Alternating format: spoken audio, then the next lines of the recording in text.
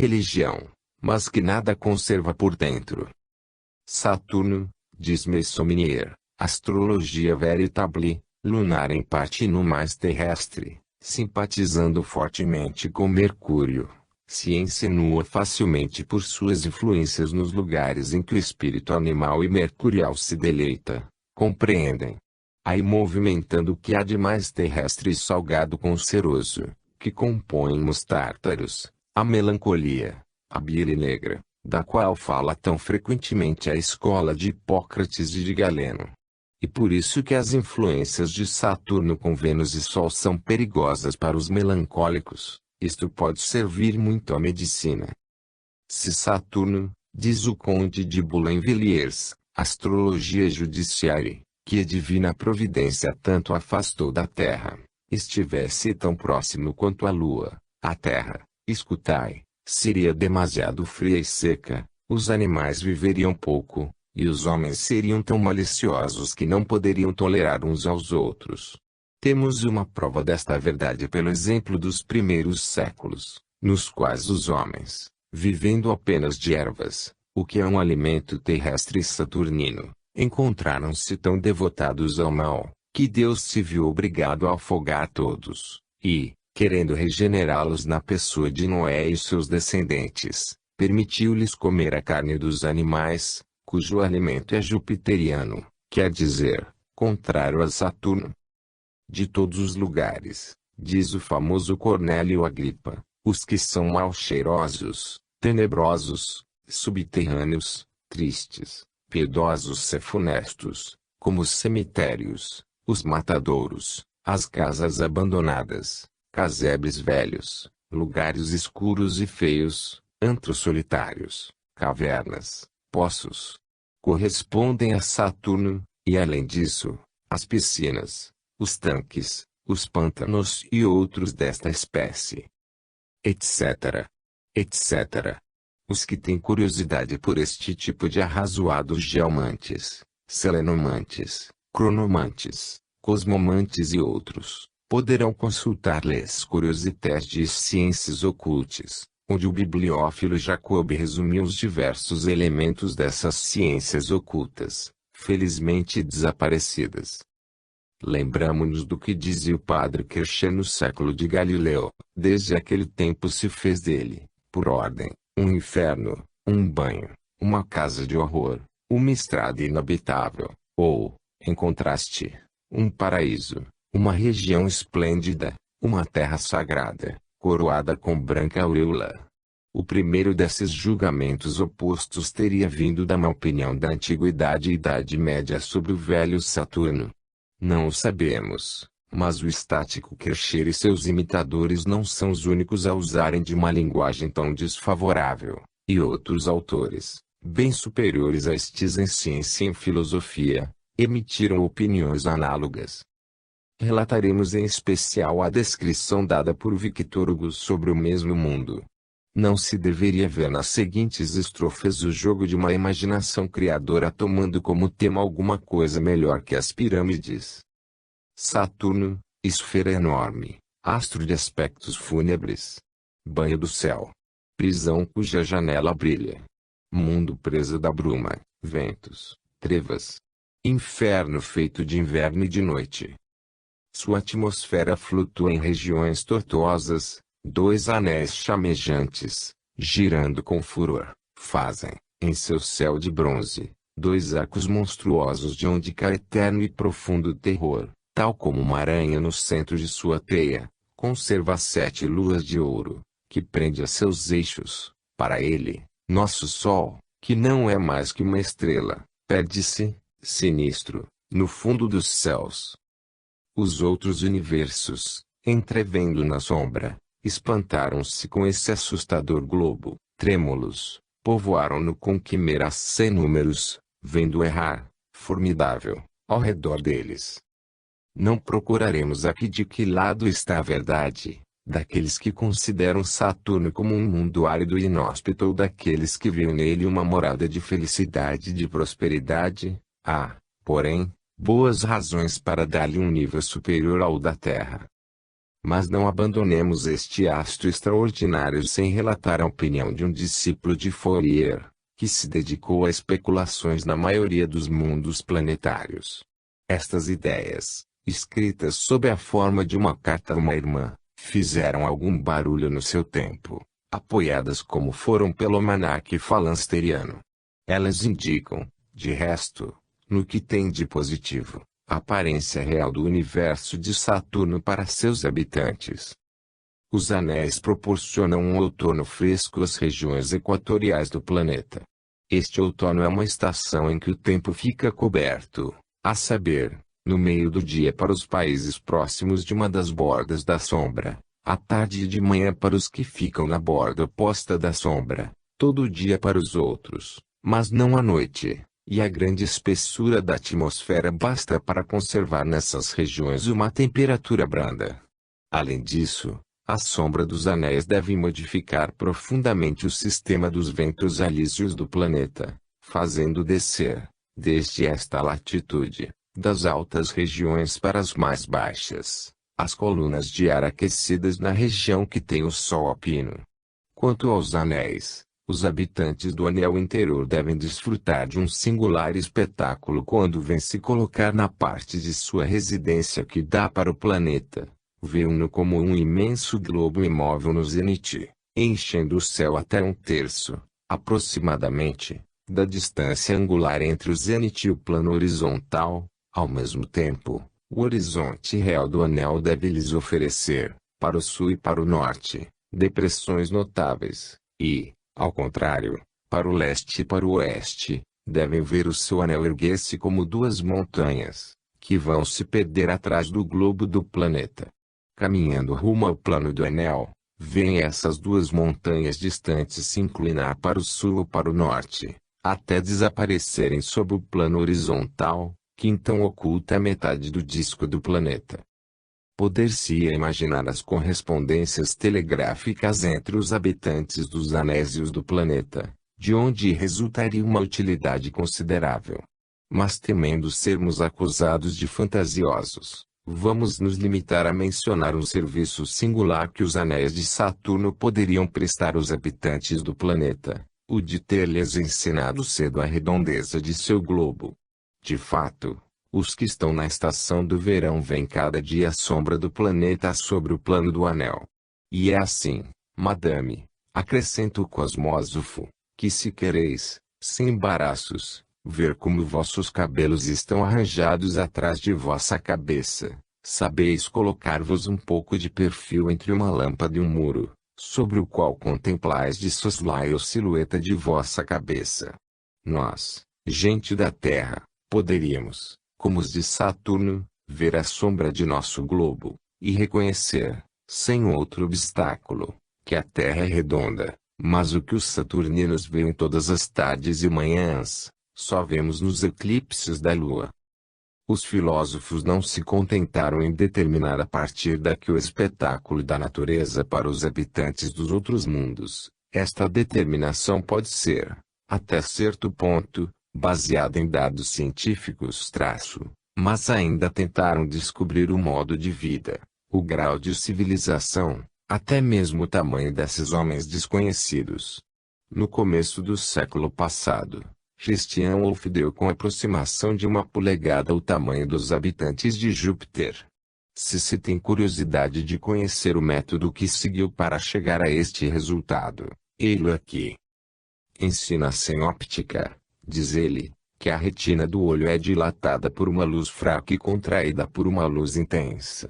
A luz do Sol sendo muito menos forte para os habitantes de Júpiter do que para nós, em virtude de seu maior afastamento deste astro, segue-se que estes homens têm a retina muito maior e mais dilatada que a nossa. Ora, observa-se que a retina está constantemente em proporção com o globo do olho, e o olho com o resto do corpo, de modo que quanto mais a retina está desenvolvida num animal, maior é seu olho e maior é seu corpo. Para determinar o tamanho dos habitantes de Júpiter, é preciso considerar que a distância de Júpiter ao Sol está para a distância da Terra como 26 está para 5, e que, por conseguinte, a luz do Sol, Em relação a Júpiter, está para esta luz, em relação à Terra, na razão do dobro de 5 para 26. Por outro lado, a experiência nos ensina que a dilatação da retina é sempre mais que proporcional ao crescimento da intensidade da luz. Por outro lado, um corpo colocado a uma grande distância pareceria tão claramente delimitado quanto um outro colocado mais perto. O diâmetro da retina dos habitantes de Júpiter está, pois, para o diâmetro da nossa, numa proporção maior que o 5 para 26. Suponhamos de 10 para 26, ou de 5 para 13. A altura ordinária dos habitantes da Terra sendo de 5 pés e 4 polegadas em média, conclui-se que a altura comum dos habitantes de Júpiter deve ser de 14 pés e 2/3. Este tamanho, acrescenta benevolamente o inventor, era mais ou menos o de Og, rei de Bazã, cujo leito, segundo o relato de Moisés, tinha 9 côvados de comprimento e 4 de largura. Que responderia Wolf se fosse convidado a aplicar seus princípios ao planeta Netuno, que recebe 900 vezes menos luz que nós? Esta teoria bizarra não tem, de resto, nenhum fundamento fisiológico, sem falar do erro de Wolf, que atribui à própria retina sua contração e sua dilatação aparentes, ao passo que estes movimentos pertencem, em realidade, ao fechamento diafragmático da membrana coroide, a íris, e qualquer um pode observar, contrariando a sua hipótese, que a pupila está longe de estar sempre em relação com o tamanho da órbita, e esta com o resto do corpo. Lembramos que Biot, em seu curso de Física da Sorbonne, contava muitas vezes que em sua viagem à ilha de Formentera com Arago, em 1808, encontrou por meio da sonda, a 1 quilômetro de profundidade, no mar, arraias cujos olhos eram de um tamanho monstruoso e desmesurado. Estes olhos eram protegidos por ossos de grande dureza. Com o auxílio destes órgãos, as arraias em questão viviam no fundo do mar, e tinham condições de viver, malgrado a noite espessa do oceano, mas seu tamanho não sofrera nenhuma modificação. Ao redor de nós, ademais, as coisas se passam diversamente da teoria do filósofo alemão. Sabemos que a coruja tem os olhos maiores do que em proporção aos olhos do homem, que a toupeira tem um olho menor que o da abelha, que a baleia e o elefante têm olhos muito pequenos, relativamente ao seu tamanho, etc. Todas estas teorias, como vemos, pecam por sua base. Malgrado a ressonância que tiveram e o número de seus adeptos, as mais recentes do célebre Fourier parecem infelizmente poder ser assimiladas às precedentes. Para ele, as espécies vivas, humana, animais ou vegetais, que habitam os diferentes globos são o resultado da fecundação dos planetas, pois, no dizer do filósofo, os planetas são seres animados e apaixonados, que são andrógenos e se fecundam mutuamente, por cordões aromáticos que escapam de seus polos magnéticos. Os produtos destas fecundações são os primeiros pais de cada humanidade, conforme os mundos, como os primeiros casais de cada espécie, tanto animal quanto vegetal. Cada planeta possuindo uma alma, qualidades e paixões de caráter próprio, segue-se que a população de cada planeta está em relação com este caráter. O homem está longe de ser superior ao mundo que ele habita, ao contrário, é a alma deste mundo que domina a do homem, que estabelece uma ligação entre ele e o Criador, que age por sua vontade própria, dirigindo sua humanidade pelos caminhos que ela escolheu.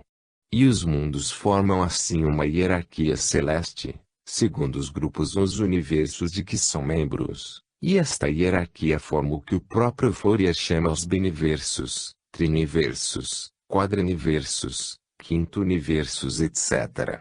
Os planetas vivem e morrem como os outros seres. Quando nosso planeta morrer, sua alma levará consigo todas as almas humanas e as levará com ele, para começar nova carreira num globo novo, num cometa, por exemplo, que será emplanado e concentrado, termos falansterianos. O homem, quaisquer que sejam seu gênio e sua grandeza, Não pode progredir individualmente se não seguindo o caminho da humanidade a qual pertence. Ele só pode se elevar e habitar outras terras depois da morte de seu planeta. Fourier vai um pouco longe em suas especulações. Muitas vezes ele divaga por um mundo puramente imaginário. O que há de mais estranho é que os seus discípulos não temeram ir mais longe ainda por esses territórios inóspitos. Há aqueles que hoje pretendem que a humanidade de Saturno é muito avançada, que temos uma prova disto pela auréola resplandecente que brilha em torno deste astro, e que mesmo o nosso globo assumirá uma coroa semelhante, em sinal de júbilo, quando sua humanidade atingir seu período de harmonia. Vemos bem o quanto Fourier se deixou enganar por uma falsa analogia, estendendo para o reino do espírito as leis do reino material. Quem nos diz que não há duas ordens de criações completamente distintas, dois mundos radicalmente separados em sua base?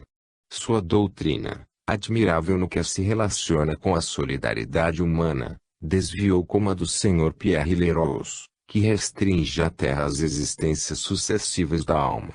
Eles foram muito ousados por um lado, e muito tímidos do outro, muito ousados avançando assim tão longe no arbitrário, no conjetural, tomando a utopia pelo progresso, demasiado tímidos, pois a solidariedade humana terrestre é apenas parte da verdade. Quem quer que sejamos sobre a Terra, qualquer que seja o degrau da escada em que estejamos colocados, cada um de nós tem sua personalidade distinta. A humanidade a qual pertencemos é um ramo da árvore imensa, o mundo que habitamos é uma estação do arquipélago infinito, e caminhamos todos, na solidariedade universal, rumo a uma perfeição infinita. Nunca conseguiríamos esposar, provavelmente, as ideias que um descendente de Fourier emitiu sobre a origem dos seres planetários. A analogia é um excelente método para proceder do conhecido ao desconhecido, mas a analogia passional não nos parece ter toda a importância que este autor lhe atribui. Sem dúvida, a lei que rege o mundo, a atração, poderia ser chamada amor dos corpos, assim como a lei que rege as almas poderia ser chamada atração das almas. Sem dúvida, o grau de atividade de toda criatura é constituída pela paixão, e a rigor, poder-se-ia estender essa expressão ao reino inorgânico e dizer que a afinidade molecular é ainda o amor, a paixão. Mas não é neste sentido metafórico que os partidários desta teoria entendem a palavra paixão. Para eles, não há mundo inorgânico, tudo está animado de um espírito individual, tudo pensa, tudo está apaixonado, do grão de areia até o sol. Eis onde nos parece estar o erro. Afirmamos que a hipótese do seixo pensante nada tem a ver conosco, e professamos a doutrina oposta, sem levar em conta as seguintes palavras do autor em questão. No Boreal das Longitudes não se tem o hábito de julgar os astros por seus frutos. A paixão é o princípio do movimento pivotal da mecânica celeste, e os que o suprimiram são vândalos que nada entenderam da ciência.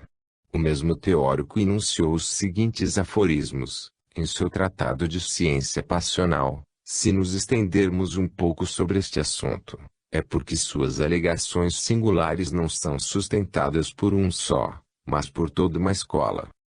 A suprema felicidade dos astros, como a de todos os seres animados, é produzir e manifestar seu poder criador, e sem esta necessidade imperiosa de criar e de amar, os mundos morreriam. Os planetas, que são seres superiores ao homem, são andrógenos, quer dizer, têm a faculdade de criar, pela simples fusão de seus próprios aromas. Eles têm grandes deveres a cumprir, como cidadãos de um turbilhão de início, como mães de família, a seguir. Cada criação astral se resume num tipo, num ser pivotal. Este ser pivotal é o homem, para o planeta Terra. Então, para tudo saber, basta-nos estudar o homem. Eis algumas ideias menos compreensíveis ainda sobre a proveniência dos seres. Segundo a teoria de Fourier, a fecundação de germes contidos no seio de cada planeta se opera por uma comunicação de aromas com os outros planetas, por meio dos cordões aromáticos, de que cada astro está provido. Assim, se perguntarmos o título aromático de um ser qualquer, por exemplo do cavalo, responde-se que é um ser orgulhoso, aristocrático, apaixonado pelos combates e pela caça, que se adivinha, por estes traços, o emblema do gentil homem, e do ambicioso sequioso de glória e honras, que ele deve ser classificado como autoridade entre as produções da clave de Saturno. O cavalo emana os mais puros aromas do planeta cardeal da ambição, desse globo orgulhoso que marcha acompanhado por um cortejo de 7 satélites e que posa no céu como um retrato de Van Dyck, de Saturno, do qual se pode adivinhar o caráter marcial, mesmo por seu aspecto altaneiro e a cor ambiciosa do duplo lenço que ele gosta de exibir sobre seus flancos. Tudo é flamejante, cintilante, estridente, e se vê neste astro que estima o aparato como o cavalo de sangue. Vemos bem que as opiniões diferem sobre o planeta Saturno. Saturno é, neste mesmo sistema, o planeta cardeal da ambição. Ele tem perfume de tulipa e lírio, como se diz. Júpiter é o planeta cardeal do familismo, menos rico que a Terra em aroma. Ele tem o perfume de junquilha e narciso. Marte é uma horrível masmorra. Devemos a ele tipos odiosos, venenosos, feios e repelentes em número incalculável. Urano é o planeta cardeal do amor. Era o reservatório natural das flores azuis, mas a Terra tinha teorias morais contra o amor e, como punição, Urano deu propriedades farmacêuticas às flores azuis da Terra, em lugar de perfumes de amor. Quanto a Netuno, ele tem perfume de fumo ordinário. É o planeta de origem do tabaco, desse narcótico embrutecedor que vos faz respirar pela boca e comer pelo nariz, etc. Eis o que diz um fourierista. Um outro, morto em tristíssimas condições, emitiu ideias semelhantes num capítulo de astronomia passional, redigido a propósito da alma da Terra. Compreende-se que este homem pôde escrever coisas semelhantes. Mas perguntamo-nos como os escritores de um certo valor filosófico puderam compartilhar de opiniões semelhantes às que acabamos de relatar. Felizmente, escreveu-se pouco sobre esse capítulo. No campo das puras conjecturas, os especuladores mais audaciosos detiveram-se, ordinariamente, num certo ponto, onde se surpreenderam de encontrar a si mesmos, e só ver ao seu redor o vazio e a solidão. Houve poucos que se envolveram cegamente em seu sistema, para não distinguir mais nada além disso, e ver sempre este sistema perante eles como uma realidade efetiva. Mas estes são de recear, e seu número relativamente restrito não é tão pequeno quanto se pensa. Sob um ponto de vista menos audacioso, e que se baseia ao menos numa semelhança de observação, escritores renomados se comprazeram em examinar outros mundos relativamente ao nosso, e a investigar, segundo o aspecto que nos apresentam, que aparência devem oferecer a seus habitantes. Veremos que estes autores, como os precedentes, ainda estão do lado da verdade. Os primeiros foram muito longe no arbitrário e se engajaram em sistemas insustentáveis. Os segundos ficaram por demais próximos da Terra. E quando acreditavam ver outros mundos, só viram a própria Terra, vagamente refletida no espelho de seu pensamento. Uma das descrições mais poéticas que temos neste gênero é o do planeta Vênus, que o autor de Paulo e Virgínia nos deu em seu Harmonias da Natureza. Ela será o primeiro exemplo da verdade do que acabamos de enunciar. Vênus, diz Bernardin de Saint-Pierre, deve ser semeado de ilhas, que apresentam, cada uma, picos 5 ou 6 vezes mais elevados que o de Tenerife. As cascatas brilhantes que escoam deles irrigam seus flancos cobertos de verdura e vêm refrescá-los. Seus mares devem oferecer um tempo o mais magnífico e o mais delicioso dos espetáculos. Imaginai as geleiras da Suíça com suas torrentes, seus lagos, suas pradarias e seus pinheiros, no meio do Mar do Sul. Juntai a seus flancos as colinas das margens do Loire coroadas de vinhas e todo tipo de árvore frutífera, Ajuntai as suas bases às praias das Molucas plantadas com bosques onde se encontram suspensos bananas, nozes moscadas, cravos da Índia, cujos suaves perfumes são transportados pelos ventos, colibris, rolas e os brilhantes pássaros de Java, cujos cantos e suaves murmúrios são repetidos pelos ecos. Imaginai suas alamedas sombrias com coqueiros, aqui e ali com ostras pelíferas e âmbar gris, as madréporas do Oceano Índico, os corais do Mediterrâneo crescendo num verão perpétuo, à altura das maiores árvores, em meio aos mares que as banham, se elevando acima das ondas pelo refluxo de 25 dias,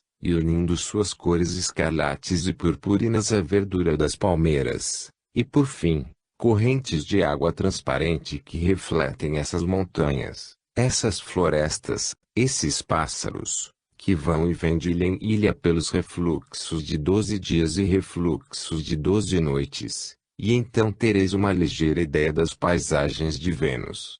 O Sol se erguendo, no solstício, acima de seu equador em mais de 71 graus. O polo que ele ilumina deve desfrutar de uma temperatura muito mais agradável que as nossas mais suaves primaveras.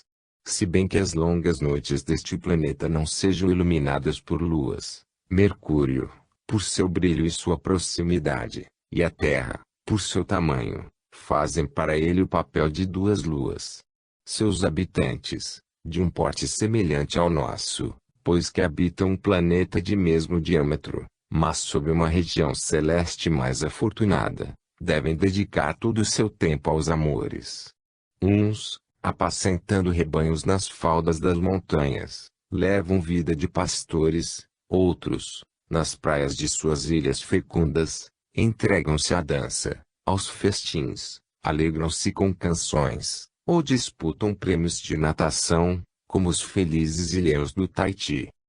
Desejamos de todo o coração que os habitantes de Vênus vivam sua vida tão felizmente quanto representa Bernardin de Saint-Pierre, mas há lugar para crer que não é bem assim, e sem ir até a opinião de Fontenelle, que pretendia que se Vênus nos parece bonito de longe é porque é muito feio de perto. Devemos observar que as condições astronômicas deste planeta não são tão favoráveis quanto supõe nosso poético narrador.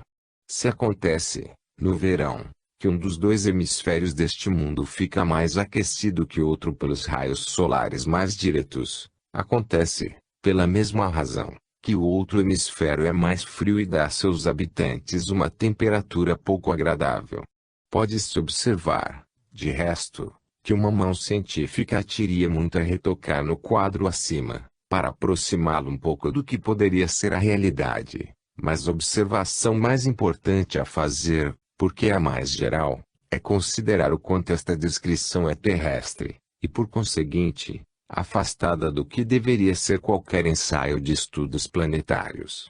E vamos dizer desde já, é a crítica comum a dirigir a todos os que trataram da questão dos homens dos planetas. O que provavelmente enxergou mais longe das ideias terrestres, o místico Swedenborg, não fica ao abrigo desta reprovação. Abramos uma página a esmo de seu livro sobre as terras do céu, e leiamos. Sobre uma primeira terra no mundo astral. Vi aí numerosas pradarias, e florestas com árvores cobertas de folhas, depois ovelhas bem fornidas de lã. Vi, em seguida, alguns habitantes, que eram de baixa condição, vestidos mais ou menos como os camponeses na Europa.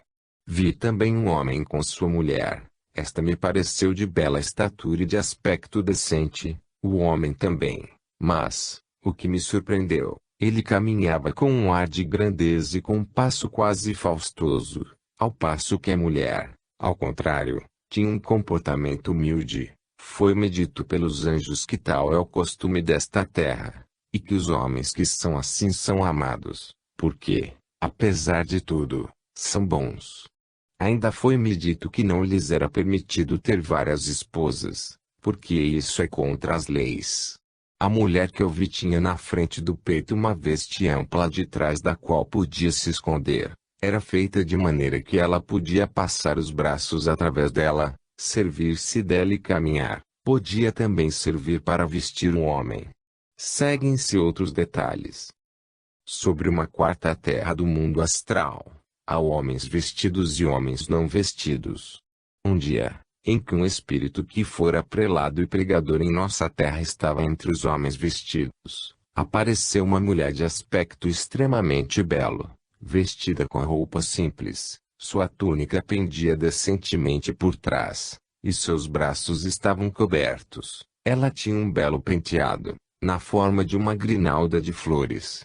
Este espírito, avistando a moça, ficou muito encantado, falou-lhe e tomou-lhe a mão, mas como ela percebeu que era um espírito, e que não era de sua terra, afastou-se dele. Em seguida apresentaram-se a ele, pela direita, muitas outras mulheres que apacentavam as ovelhas e carneiros, que conduziam um bebedouro, até onde a água era levada, a partir de um lago, por meio de um canal. Estavam vestidas da mesma maneira, e seguravam na mão um cajado, com o qual levavam a beber as ovelhas. Vi também o rosto das mulheres, eram redondos e belos. Os rostos dos homens eram da cor ordinária de carne, como aqui, mas com a diferença que a parte inferior, no lugar da barba, era negra, e o nariz era cor de neve, e não de carne, etc. Não desagrada aos senhores suedemborgianos, parece-nos, que as visões de seu ilustre apóstolo sejam puramente subjetivas e completamente imaginárias, que não haja aí, no máximo, um símbolo, e que os seres que ele representou jamais existiram senão em seu cérebro, interiormente iluminado por sua fé ardente. É improvável, no mais alto grau, que nosso mundo terrestre seja reproduzido no mais mundos do espaço, já se viu, e vamos ver a seguir quais as condições que se opõem a isso, e quanto a seus contos, são verdadeiramente contos. Todos os que quiseram definir a natureza dos habitantes das terras do céu igualmente os representaram como homens de nossa terra. Todos os que tentaram descrever naturezas estranhas a nossa consideraram-nas como a reprodução daquela que nos rodeia em nossa pátria. Huygens mesmo, o astrônomo Huygens, cujos trabalhos e descobertas ilustraram o grande século ao qual foi dado o nome do monarca de Versalhes, o sábio Huygens, dizíamos, ele mesmo deixou-se perder em vãs conjecturas, crendo ver nos outros mundos criações idênticas às que existem aqui. Para ele, os vegetais e os animais crescem e se multiplicam como na Terra. Para ele, os homens que habitam os planetas têm a mesma mente e o mesmo corpo que os que habitam a Terra. Seus sentidos são semelhantes aos nossos, no mesmo número e servindo aos mesmos fins. Os animais dos planetas são da mesma espécie, e também no mesmo tamanho que os animais do nosso mundo. Os homens têm estatura e porte semelhantes ao nosso para poderem se dedicar aos mesmos trabalhos, mãos como as nossas, a fim de poder construir seus instrumentos de matemática e seus objetos da indústria. Têm a mesma disposição do corpo, pois o nosso organismo é o preferível. As roupas lhes são igualmente necessárias, o comércio, a guerra, as necessidades diversas e as paixões do homem se encontram lá como cá. Os habitantes dos planetas constroem casas para si com uma arquitetura análoga à nossa, conhecem a marinha, as regras da geometria, os teoremas da matemática, as leis da música, cultivam as belas artes, em uma palavra, são a reprodução fiel do estado da humanidade terrestre. Tal é, em resumo, a crença de um Huygens. Dissemos em nosso estudo histórico que este astrônomo era um dos mais sábios e sérios autores que já escreveram sobre o tema que ora tratamos. Exprimimos nossa grande estima por suas obras, mas, malgrado toda a nossa admiração, não estamos mais no tempo em que a palavra do mestre era indiscutível, e permitimos-nos asseverar que o sábio escritor nos parece ter seguido a ladeira por onde um tão grande número já escorregou. E se enganou profundamente em sua exposição da teoria do mundo. Ora, e é importante observar, esta falsa maneira de ver não deve ser imputada a cada teórico em particular. Deve-se saber, ao contrário, que ela depende de um estado geral de nossa alma, que relaciona fatalmente tudo a si, e que a visão íntima de nossa mente se opera de tal maneira que não conseguiríamos interpretar de outro modo o espetáculo do mundo exterior, nem emitir outras ideias, sem um grande esforço de nossa vontade própria sobre nosso modo habitual de encarar as obras da natureza. Xenófanes tinha razão. O antropomorfismo é inerente à nossa constituição mental, e, mesmo contra a vontade, criamos tudo à nossa imagem e à nossa semelhança. Deus mesmo, o ser infinito que o Areópago declarara incognoscível, só aparece ao olho de nossa alma através do prisma enganador de nossa personalidade humana. Os Vedas ensinavam que na origem das coisas o grande espírito perguntou às almas que acabara de criar, que corpo preferiam, e estas almas, depois de passarem revista a todos os seres, adotaram o corpo humano como refletindo a mais bela das formas. O livro dos Vedas é o mais antigo livro de cosmogonia religiosa. Desde aquela antiguidade longínqua, a opinião sobre a superioridade do corpo humano não mudou. Os mais humildes entre os homens não duvidam que são a obra-prima da criação, os reis do universo, e quando a mente religiosa, sondando a distância que nos separa do Altíssimo, colocou sobre os degraus desta distância uma hierarquia de seres superiores, anjos ou santos, não pôde encontrar forma mais bela e mais digna dessas inteligências que não fosse a nossa forma humana divinizada. Humanizamos tudo, e até os objetos exteriores os mais estranhos, o Sol e a Lua, por exemplo, sofreram a influência desta disposição geral e foram representados sob uma figura humana. Apesar do resultado de nossos estudos, o conjunto de nossos conhecimentos não vem confirmar este julgamento, que não tem outro fundamento senão a ilusão de nossos sentidos e essa pequena dose de vaidade que cada um traz consigo, ao vir ao mundo. Ao contrário, pode-se colocar como princípio que, para avaliar sediamente a natureza das coisas, importa antes de tudo não tomarmos a nós mesmos como ponto de comparação, e não ver os objetos em seu valor relativo frente a nós, mas tentar conhecê-los em seu valor absoluto. Este é um princípio cuja importância é preciso apreciar, e que se deve aplicar sobretudo nos estudos da ordem que consideramos aqui. Os mais sábios entre aqueles que estudaram esta questão misteriosa da habitação dos globos celestes foram aqueles que, a exemplo de Lambert em suas sábias cartas cosmológicas, reconheceram a impossibilidade em que estamos de emitir conjecturas plausíveis sobre a forma dos habitantes dos outros mundos, e que, dóceis às lições da natureza, compreenderam que a força vivificadora cuja influência fez germinar as gerações espontâneas na origem dos seres agiu em todos os lugares, segundo os elementos variados inerentes a cada um dos mundos. Pode-se afirmar que todo homem, qualquer que seja, que pretenda seriamente definir a humanidade de uma outra terra, caracterizar suas condições de existência, fazer conhecer seu estado físico, intelectual ou moral, explicar sua natureza e sua maneira de ser, pode-se afirmar, dizíamos, que todo homem que emite tais pretensões está no erro mais vão. Tanto quanto proclamamos com a certeza de uma convicção inabalável a verdade da pluralidade dos mundos, igualmente repudiamos o título de colonizador de planetas. E sustentamos que, no estado atual de nossos conhecimentos, é impossível encontrar a solução do problema. Nosso estudo fisiológico mostrou o quanto as produções da natureza cá embaixo estão em correlação com o estado da Terra, o quanto os diversos seres que habitam este mundo estão em harmonia com os meios em que vivem. E os exemplos não deixaram de estabelecer a incontestável verdade desta proposição.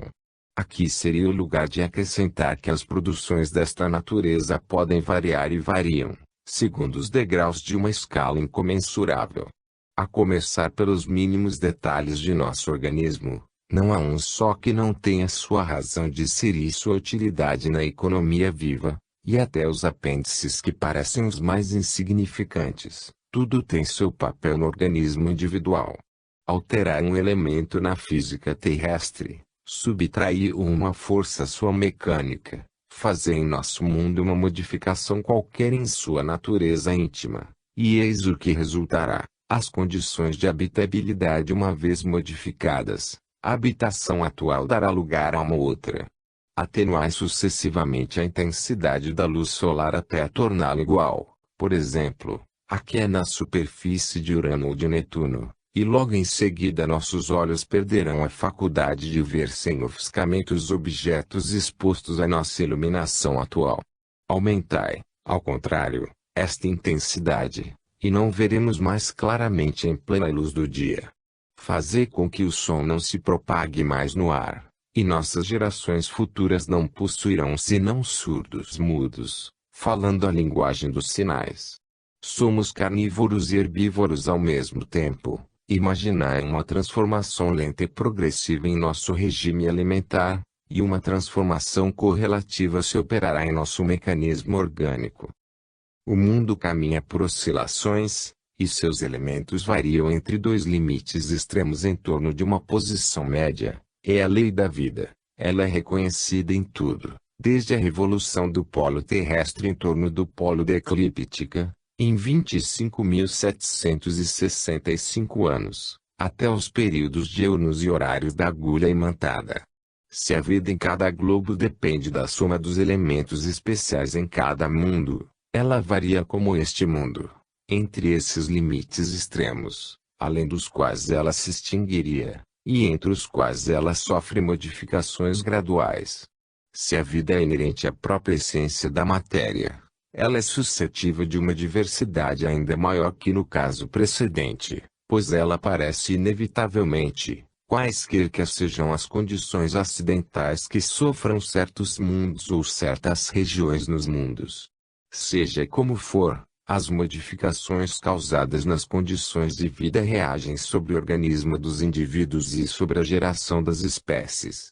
O raciocínio que sustentamos agora relativamente a essas modificações e a sua influência sobre nós mesmos pode ser continuado e aplicado a todos os nossos órgãos, a todos os nossos sentidos, a todos os nossos membros, a todas as partes internas e externas de nosso corpo. Pode-se assegurar que estes órgãos existem tais ou quais, em nós, porque preenchem tais ou quais papéis, e inferir que são completamente outros em outros mundos, onde as mesmas funções não podem ser preenchidas, e mesmo que não existem, onde não tem nenhum papel a desempenhar.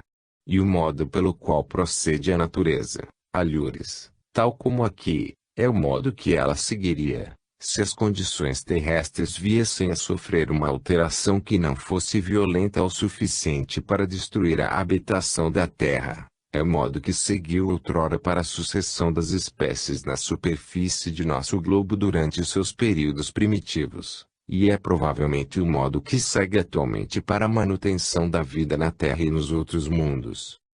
Para raciocinar sobre a criação na superfície dos planetas, e para emitir alguns julgamentos sobre as formas de que a vida lá pode se revestir, seria necessário pelo menos ter um princípio absoluto como base.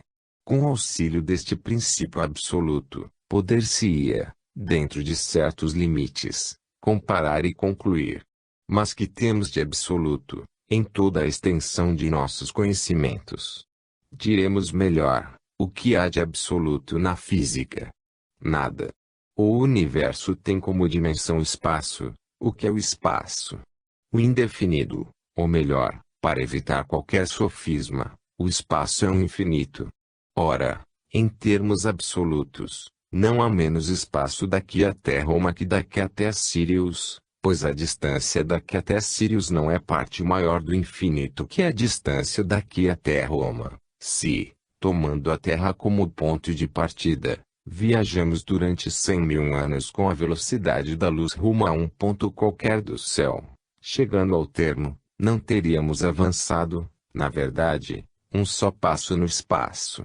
Sob um outro aspecto, o do tempo, consideremos a extensão absoluta da sucessão das coisas. Essa extensão é a duração eterna. Ora, 100 bilhões de séculos e um segundo são dois termos equivalentes na duração eterna. O absoluto não existe na física, tudo é relativo. Se, por um fenômeno qualquer, a Terra toda, com sua população, se reduzisse progressivamente ao tamanho de uma bola de bilhar, se todos os elementos que caracterizam o corpo, o peso, a densidade, a força orgânica, o movimento, a intensidade da luz e das cores, o calórico etc., se atenuassem na mesma proporção, se o sistema do mundo sofresse uma modificação proporcional a esta diminuição do globo terrestre, em uma só palavra, se todos os objetos que nossos sentidos percebem sofresse esta diminuição mantendo entre eles as mesmas relações, ser-nos-ia impossível perceber esta imensa transformação. Seria um mundo dos liliputianos, as altas cadeias do Himalaia e nossas montanhas dos Alpes seriam reduzidas ao tamanho de grãos de cinza, nossos bosques, nossos parques, nossas casas, nossos apartamentos seriam menos que tudo o que conhecemos atualmente, e nós estaríamos do tamanho dos animais que chamamos de microscópicos. A Terra inteira poderia caber na mão de um homem do nosso tamanho atual. Tudo seria transformado, e definitivamente, nada teria mudado para nós. Nosso tamanho seria sempre de 6 pés. Nosso metro continuaria a ser a 10.000.000ª parte de um quarto do meridiano terrestre. Nossas cidades e nossos campos, nossos portos e nossos navios conservariam as mesmas relações entre si. Os objetos se apresentariam a nossos olhos sob o mesmo ângulo em que se apresentam atualmente, e todas as proporções continuariam as mesmas, e por mais maravilhosa que fosse, a metamorfose passaria desapercebida. Se considera estas ideias muito ousadas, responderemos que, por um lado, são uma verdade matemática, e por outro desfrutam de uma notoriedade muito antiga em filosofia. Seria irrazoável, em nossa opinião, afirmar que elas sejam a expressão de realidades existindo em qualquer lugar do espaço. Não é provável que a natureza tenha gerado esses mundos do tamanho de átomos, mas por vezes é útil apresentar exemplos exagerados para combater opiniões fundamentalmente errôneas. Muitos escritores, e dos mais renomados, não contentes em formular simplesmente estas ideias, consideraram-nas como representando um estado de coisas vigente na criação. Citaremos aqui Jean Bernoulli e Leibniz. Eis o que o primeiro escrevia ao segundo numa dissertação sobre o infinitamente pequeno e o infinitamente grande na vida.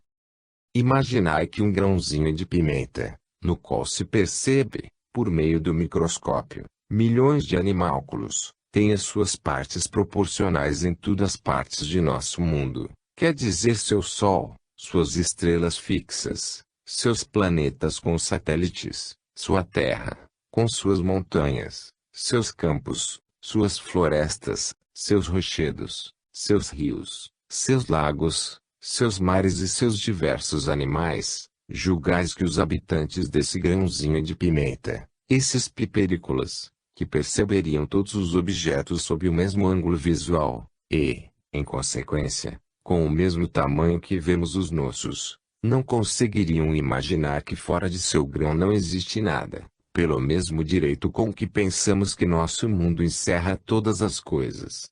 Pois que razão, ou que experiência teriam eles que os persuadiria do contrário? E que fizesse conhecer a esses pequeninos animais que existe um outro mundo incomparavelmente maior que o deles, com habitantes incomparavelmente maiores que os deles. Ora, creio que possa existir na natureza animais que sejam, em tamanho, também superiores a nós e a nossos animais ordinários, como nós e nossos animais somos superiores aos animálculos. Vou ainda mais longe. E digo que podem existir animais incomparavelmente maiores que estes, e coloco outros tantos degraus subindo quantos encontrei ao descer, pois não vejo por que nós e nossos animais deveríamos constituir o degrau mais elevado. Quanto a mim, respondia-lhe Leibniz, não receio asseverar que haja no universo animais que estejam, em tamanho, tanto acima dos nossos quanto os nossos estão acima dos animálculos que se descobrem só com auxílio de um microscópio, pois a natureza não conhece ponto final.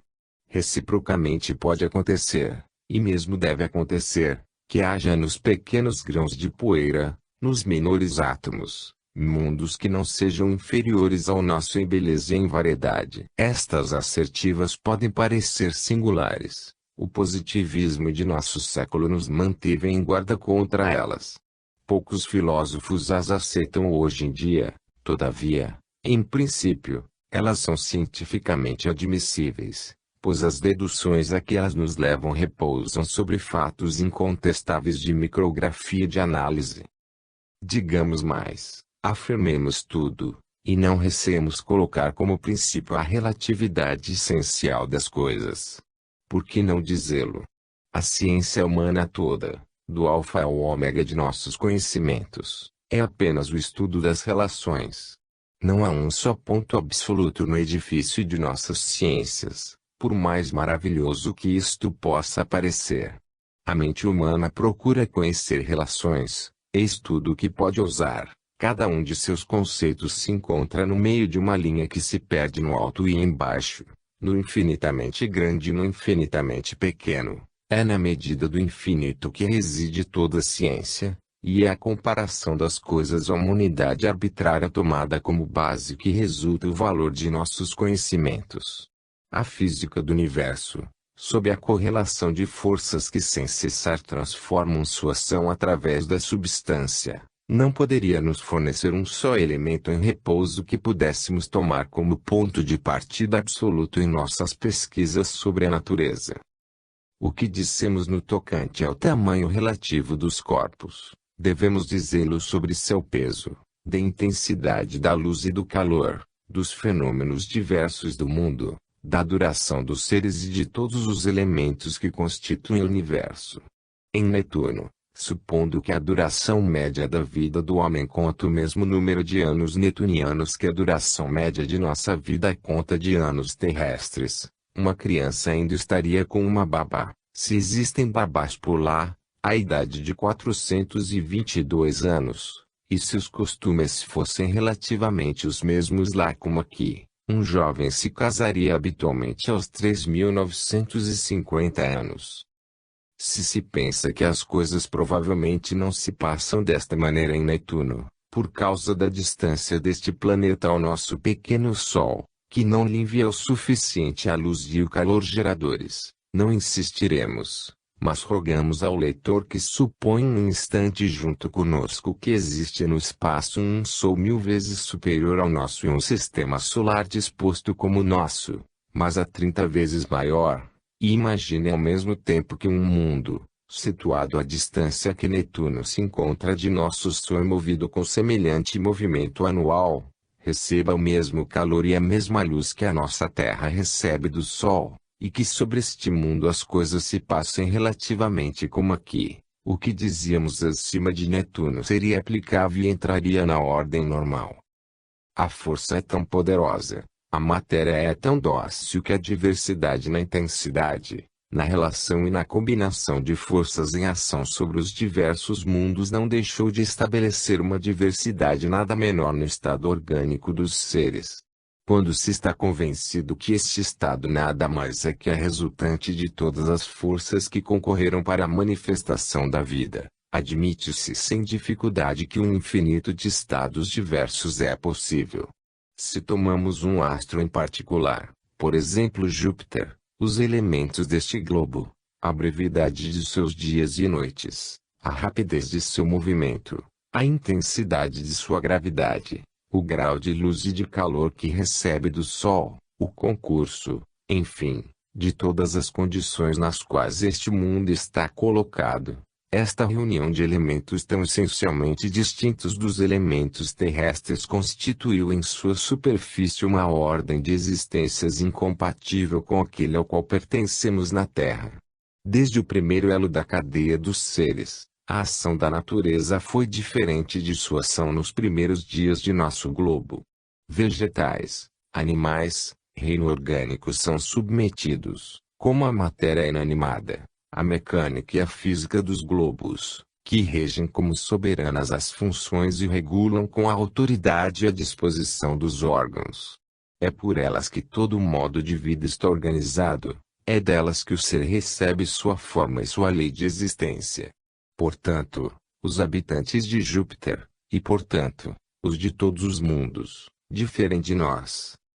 O número e o grau virtual de nossos sentidos não dependem, eles mesmos, do mundo ao qual pertencemos.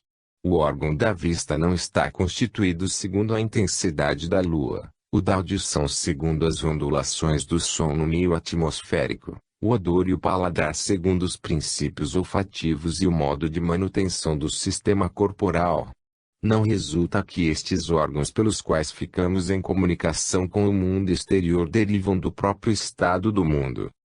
O que caracteriza a física de cada um dos mundos é, pois, de uma grande variedade, uma grande diversidade de natureza, quer em sua astronomia, quer em sua cosmogonia em suas consequências, quer em sua geologia, quer, enfim, em todos os elementos específicos que os distinguem. Sem sair dos limites rigorosos traçados pelo ensinamento da natureza, deve-se pensar que em geral os habitantes dos outros mundos diferem essencialmente em todas as coisas dos habitantes da Terra, e este conceito amplo e indefinido deve se aproximar mais da verdade que todo sistema construído estreitamente sobre conjecturas. Quem poderá nos descrever a natureza desses planetas iluminados por vários sóis, dos quais cada um tem o seu brilho, sua cor, sua intensidade, seu tamanho e seus movimentos próprios? Quem nos dará as características desses mundos obscuros em torno dos quais irradiam mundos luminosos de intensidades diferentes, mundos que traçam novamente em certos pontos do espaço uma imagem do falso sistema que antigamente foi inventado para a Terra? Quem nos dará a conhecer a climatologia e a biologia desses astros variáveis, que resplandecem e empalidecem sucessivamente, e as das estrelas que se acendem e se apagam alternadamente, em que condições de habitabilidade se encontram os planetas que lhes pertencem? E qual seria a urenologia dessa imensa multidão de criações astrais cuja existência ainda não pudemos adivinhar, porque nossos olhares só podem perceber as regiões luminosas mais próximas de nossa Terra? Bem temerário seria aquele que pretendesse designar um termo para as operações da natureza, e bem abusado seria aquele que cresce ver no céu a imagem da Terra. A analogia, este método seguro e fecundo, tem seus limites como todas as regras, limites além dos quais ela se torna inaplicável. É preciosa para a nossa doutrina, pois lhe devemos argumentos rigorosos, mas não nos conduziria ao conhecimento dos caracteres particulares inerentes a cada um dos mundos do espaço. Mostramos nesta obra, no livro da Fisiologia dos Seres, que variedade prodigiosa se manifesta nas produções da Terra. Mostramos que todo ser nasce harmoniosamente organizado, segundo as condições de vida reunidas em torno de seu berço, e que, após o nascimento mesmo, no curso da vida, a ação dos meios influi poderosamente no organismo e modifica lentamente o estado primitivo original. É o ensinamento da natureza terrestre, da Terra, átomo infinitamente pequeno na universalidade dos mundos. Ora, se a Terra é tão rica em sua exiguidade, se a variedade de suas produções é tal que não existem duas folhas semelhantes, dois homens idênticos, qual não deve ser a opulência dos vastos céus e seus mosaicos de estrelas? Qual não deve ser o número de espécies que um poder tão maravilhoso multiplicou em todos os pontos do espaço? Que infinidade de vidas encerradas nos campos do espaço, sob o sopro fecundante da força da vida! Mas mesmo que a observação terrestre não nos induzisse a reconhecer a variedade infinita nas riquezas da natureza, a razão nos conduziria ao mesmo resultado, reportando-nos as origens e mostrando-nos na diversidade destas origens uma prova irrecusável de sua presente diversidade. Mesmo assim, os elementos atômicos seriam os mesmos para diversos astros. Mesmo assim haveria uma unidade de substância para diversos mundos ou mesmo para todos. A homogeneidade e a identidade não existiriam nas combinações que se operam em cada mundo na sua primeira idade, pois as circunstâncias e as condições diferem para cada um dos astros.